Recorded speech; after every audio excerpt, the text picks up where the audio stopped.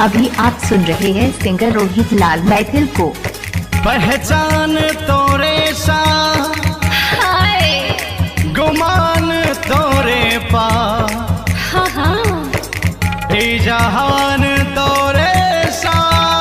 अच्छा हमर जान तोरे सा हे हे हे हे हे ओ हो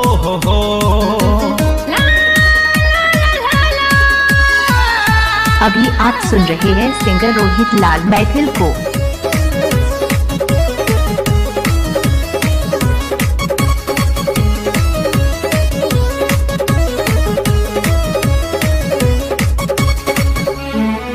तोरा के लिए पसंद अब करने तो तंग। अच्छा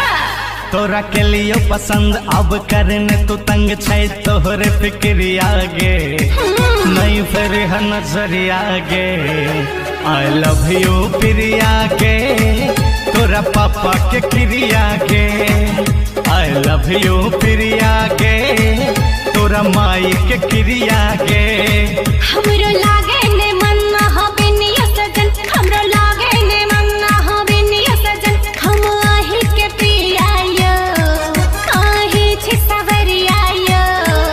आई लव यू प्रिया गे तोरा नाम के क्रिया गे आई लव यू प्रिया गे तोरा नाम के क्रिया गे आही हमर सवरिया यो।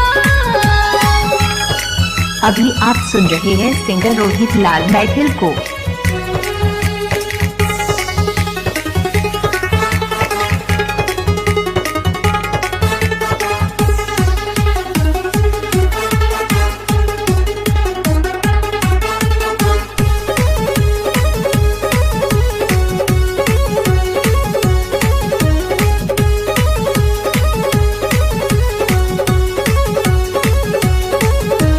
चाहे जियो गोरी तोरा बढ़ का परान सा मांग भरब बियाही के नाम सा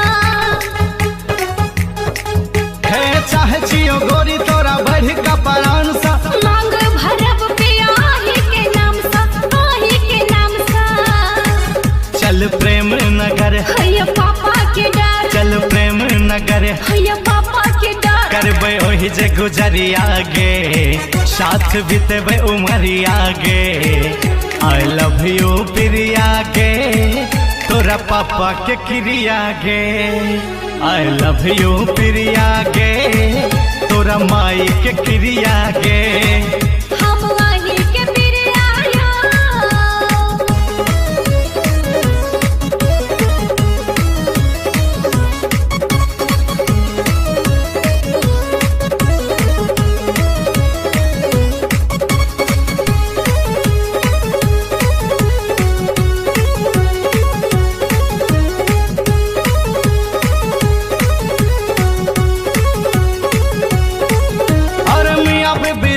तो क्या करेगा काजी हम चिरानी यहाँ के आहार राजा जी हो मियाँ बीबी राजी तो क्या करेगा काजी हम चिरानी यहाँ के आहार राजा जी